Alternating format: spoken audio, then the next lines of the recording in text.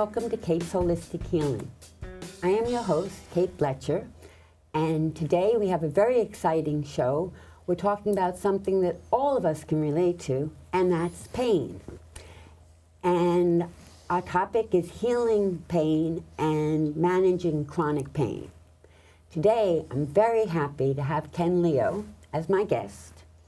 Ken has been a hypnotherapist for more than 30 years, and he was certified with the National Guild of Hypnotists and IAC, the International Association of Counselors and Therapists.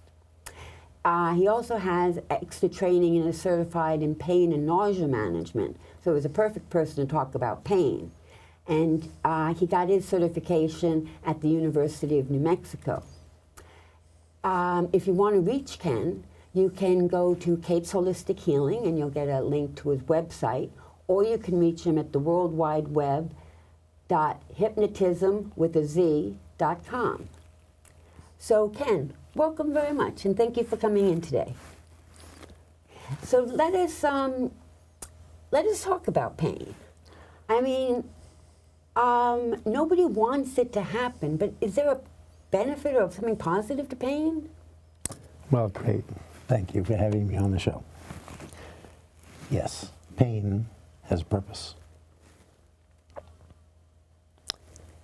Pain is a discomfort that's derived from an illness or an injury. The reason for it is to draw your attention or your focus to the site of the injury or the illness. Can you imagine what it would be like if you cut yourself very deeply and weren't aware of it? You could bleed to death. Right. Okay. So there is a benefit. Once the injury or the illness has been tended to medically, we no longer need the pain. But sometimes that pain will linger, and we call that, or we refer to it as residual pain. That's what residual pain is. But as long as you have dealt with the medical need, you don't need that residual pain. You don't need it physically, you don't need it emotionally. But when there is residual, sometimes, rarely, that residual pain can also become chronic. Right. We can, Kate, with our minds, greatly reduce or even completely turn off the pain. That is wonderful. I mean, could I do it now? Like, could I make myself feel pain now? Yes. You could pinch yourself. Okay, that would be. But we're talking about mind control here. So another way to feel pain, Kate, is to remember an experience that you went through, some trauma. The more you experience and relive that experience, the more deeply you get and immerse yourself into it, the more you actually remember and feel the pain that you had. We've all been there one way or another. Yeah. Relationships, failure, sordid wounds. Just by thinking about an experience, we can relive the pain that we had. Such is the power of our mind. Wow. I'll give you an example. Because that's a terrible thing to have the power to do, to relive pain. A client once told me she was having some pain in her abdomen, and it was getting worse and worse until it got to the point where she had to actually have somebody take her to the hospital. When she got there, she was going in and out of consciousness, and every time she woke up, she'd be screaming in pain. Finally, they took her into surgery, and they actually removed her appendix. Oh. When she woke up in recovery, she didn't know she'd been in surgery. But she still screamed in pain because she was remembering that she had a problem. It took the nurses several minutes to get her to understand that the source of her difficulties had been removed from her body. And even then, it still took some time for her brain to release the memory before the pain started to go away. Oh my God, what an amazing story. Gee, well, could you tie it in for us? I mean, how can you deal with pain with hypnosis? We want to break the cycle. Yeah. Remember when you were a kid, you took a magnifying glass perhaps, and you focused the rays of the sun onto a piece of paper, onto the grass, and started a fire? Yeah. Hypnosis is kind of like that, but instead of focusing the rays of the sun, we're focusing the energy of the mind. Oh, that's a beautiful description. We are concentrating our intention or our focus, which enables us to directly deal with or implant suggestions or remedial help by dissuading the conscious mind and getting directly into the subconscious. We are able to positively impact our belief system. We can eliminate pain. Well, we can do a lot more things, but the focus here is to talk about pain. Right. Well, what does the medical community think about hypnosis for pain management? Kate, that's a good one. In 1996, the National Institute of Health, they found that hypnosis to be an effective method to ease the pain of cancer. More than that, Mount Sinai did about 18 or 19 research studies to conclude that hypnosis was indeed beneficial to relieving pain. Some more, some not so many, but basically more positive than anything else. My gosh. Now, can all pain, all different kinds of pain, be erased by hypnosis? I mean, injuries, surgery, illness, the things you mentioned? Yes, but it's vital that before you even attempt to do that, you deal with the underlying cause. Remember, pain is there for a reason. You have a problem and you need to attend to it. But once you've attended to it medically, there's no reason to keep the pain anymore. So yes, you have a very strong mind and can do wonders for you. In fact, did you know that the simple act of making an appointment with a doctor will help reduce your pain? Really? And some say as much as a third. Oh my gosh. Because I always know that the pain goes away when you're at the doctor's office. Frequently. So so all pain can basically be helped by hypnosis? Well, when I have a client in the office, one of the first things I do is like to get the client to become comfortable with me and with the surroundings. Okay, so this is what would happen during a hypnotherapy session with you? Sure. Okay, so they come in. They're going to come voluntarily. If they're being dragged in, I'm just going to turn around and send them out the door.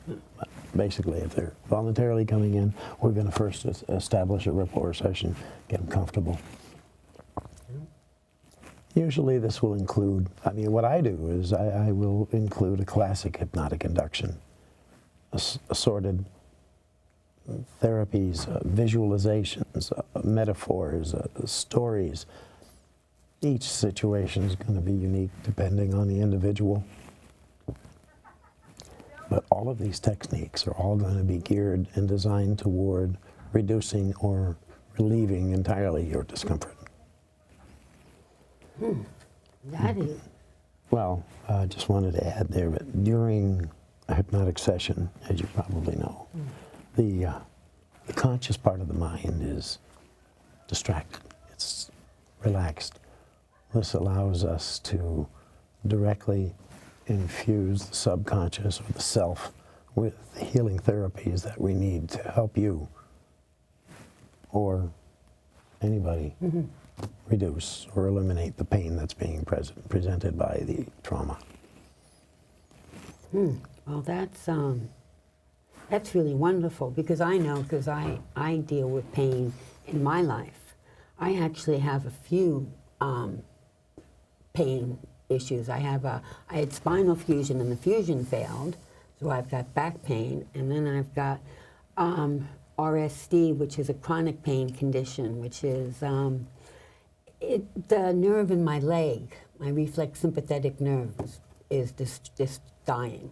I'm led to believe that you've actually used hypnosis to deal with this. I've used hypnosis, and it has done wonders. I mean, I used to be on 7 narcotic pills a day, and now I'm down to 2. And it's so much better living without all the side effects of pain medication. And hypnosis is what really helped me. And my third pain is I've got bone cancer, and that's considered the most painful kind of cancer. But in reality, you know, cancer doesn't hurt that much. Just the chemo, the radiation, the surgeries, those hurt. But, you know, just having a tumor itself doesn't really hurt unless you push on it. So it's not that bad a pain.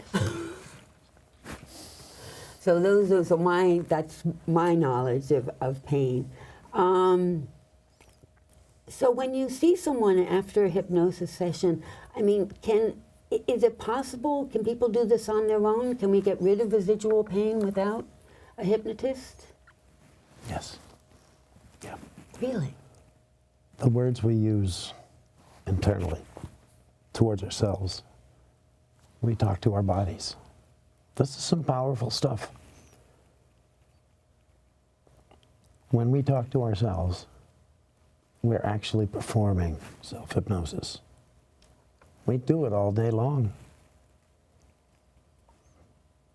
Some of the things that we might say is we might talk about my pain in my leg, or my pain in my back. When you say this, you're taking ownership of that pain. You're telling your body it's in pain. Perhaps a better way would be to, like I do, is depersonalize the pain and refer to it as the discomfort. When you consciously depersonalize the pain and talk about the discomfort, it becomes a thing, something that's manageable, because it's not yours, it's the discomfort. Right. The discomfort in the knee, the discomfort in the arm. Well, now you can take that discomfort in your mind and you can compartmentalize it and you can put it away. It becomes less important to you. We tend to think in, oh my goodness. I mean, but what are some of the things that we think of and say that are wrong? Well, there was a girl who used to say, my back hurts. She felt that all the time. So I suggested to her that she start talking about how she loves her back and how she feels good about it. And actually within moments of changing that instruction to her body, she started feeling better. That is so powerful. It's just a matter of how you perceive yourself internally. We tend to use faulty thinking patterns, like, I can't do anything about it, or my pain won't stop, or I'm in pain all the time. And when you think these words to yourself, you're actually hypnotizing yourself into believing it. Again, words are powerful, and just like we speak to other people, our body hears what we're saying, and it reacts accordingly. It's better not to use permanent words like never, or can't, or won't. Rather, let your ailing body, or let yourself know that it's possible to feel better. My. But even after all the positive talk that you're starting to do with yourself right now, you still have pain.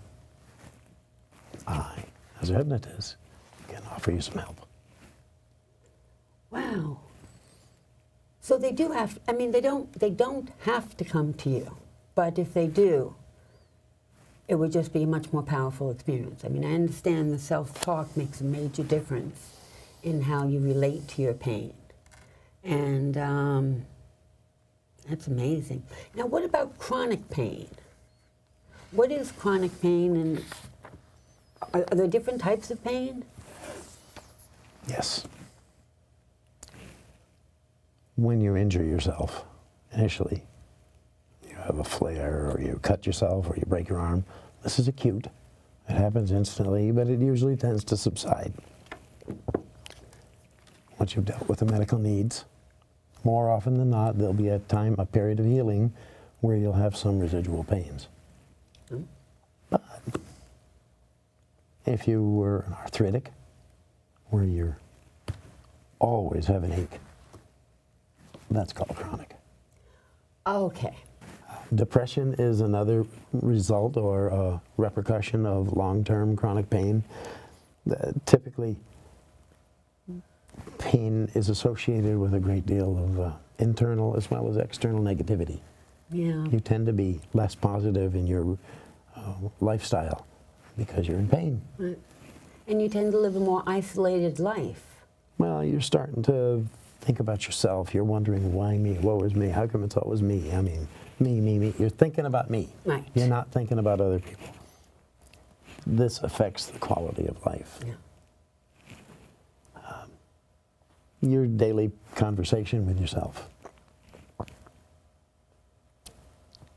It might be helpful if you're in chronic pain to find yourself a support group where you can discuss and be with other people. You can support each other. Sometimes there's, I won't say there's happiness in numbers, but there's solace in numbers. When you can vent and release yourself with other people that are going through the same thing as you, they understand what you're doing. So it's, and if that doesn't help, perhaps you should seek a hypnotherapist. Well, having lived with pain my life and having an excellent pain doctor and pain medication, I can attest to the fact that nothing cures pain the way hypnotism does, self-hypnosis. So I think you're doing a wonderful service to the city by dealing with people like that. Now, when we were talking before, you mentioned progressive muscle relaxation. What is that? What does that have to do with pain? Well, this is a technique. It's also known as systematic muscle relaxation. It involves tensing and relaxing all the muscles in the body. Sometimes it's referred to as the element induction. The idea behind this is to help the participant recognize the difference between tension and relaxation. Tension, relaxation. Oh, so is that what you do? You tense an area of your body and then you relax it? Some hypnotherapists, including myself, occasionally use this technique to deal with pain, tension, relaxation. And can people do progressive muscle relaxation on their own? Of course. Okay. When we do a hypnotic session, the purpose of that is to teach you how to control your own pain. Wow. It might take a couple of sessions to get you there, but that's the goal, because what if it's a problem that's going to last you a lifetime? Right. You don't want to have to come to me every week for the rest of your life, do you? No, but that's the great thing about hypnosis, is that it actually heals and cures things, which is just amazing. You also mentioned hypnotic analgesia. What is that? Tylenol is an analgesic. Okay. It's a big $2 word that the medical profession has given us. The word analgesia is on the bottle as well as on most pain relievers.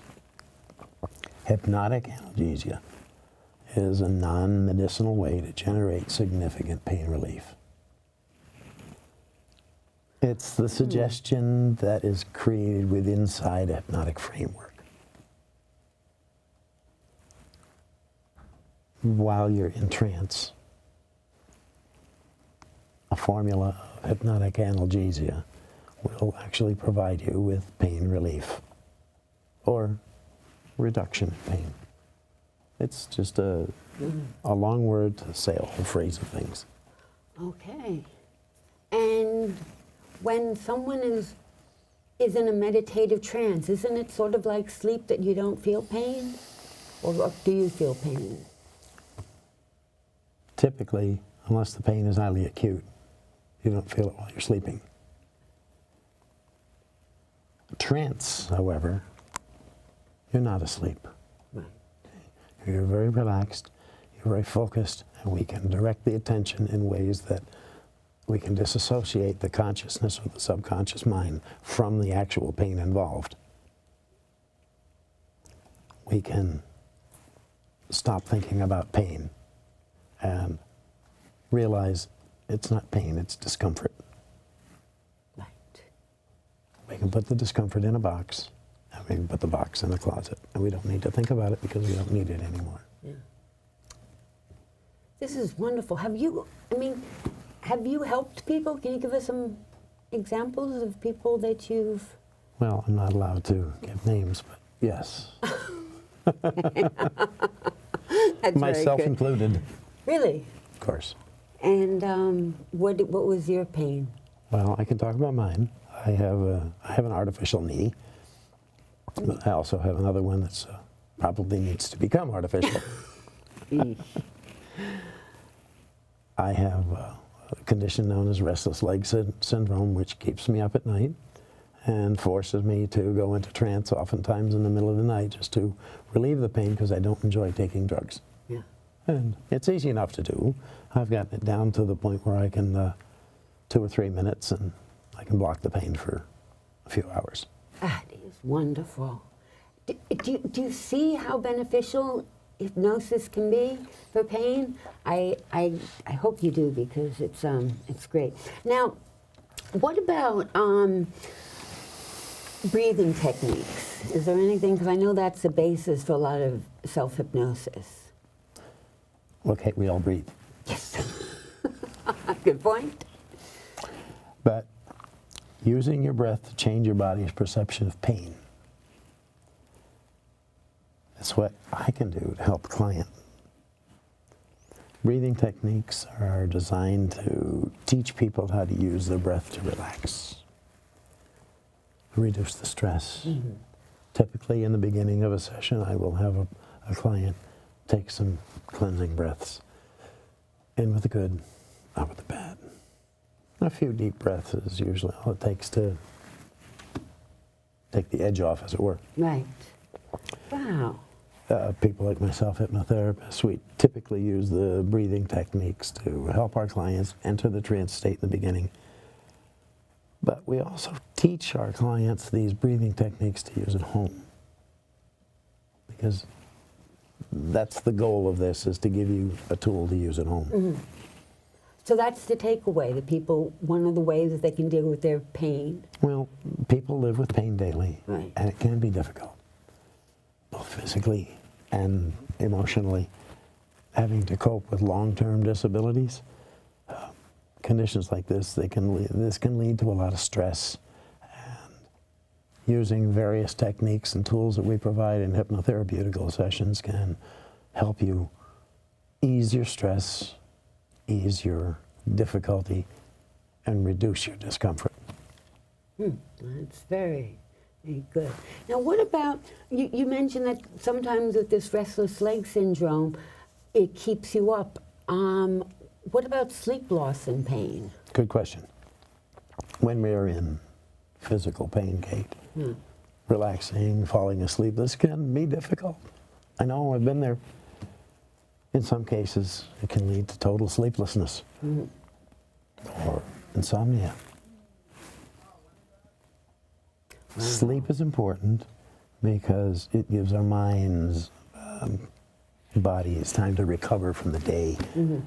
Something that's often especially important in chronic, I'm being told we've got 5 minutes, if you're wondering.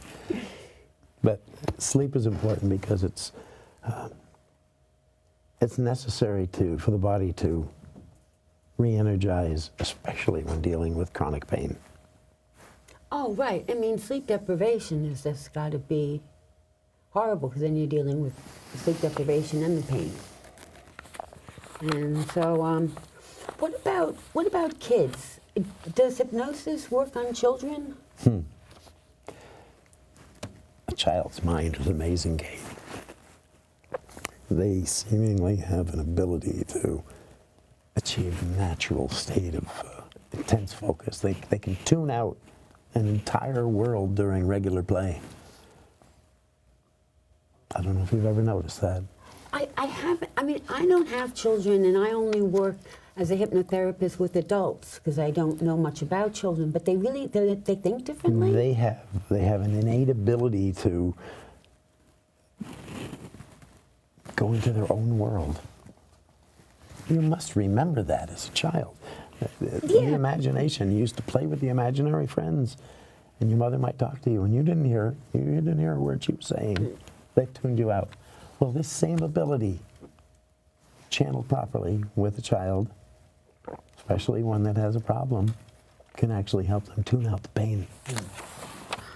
That's amazing. This is I don't mean to stop you there, but this is a tool that you can give a child that can help them take control of their own painful situations. And they are willing to learn. Wow. That is also amazing. So you've worked with children and adults? Yeah. Okay. Can everyone be hypnotized? Yes.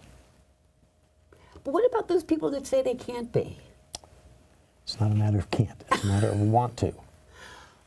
Okay. Some people respond better than others, but obviously no progress can be made without willingness to try. Well, what inspired you to focus on pain in your practice?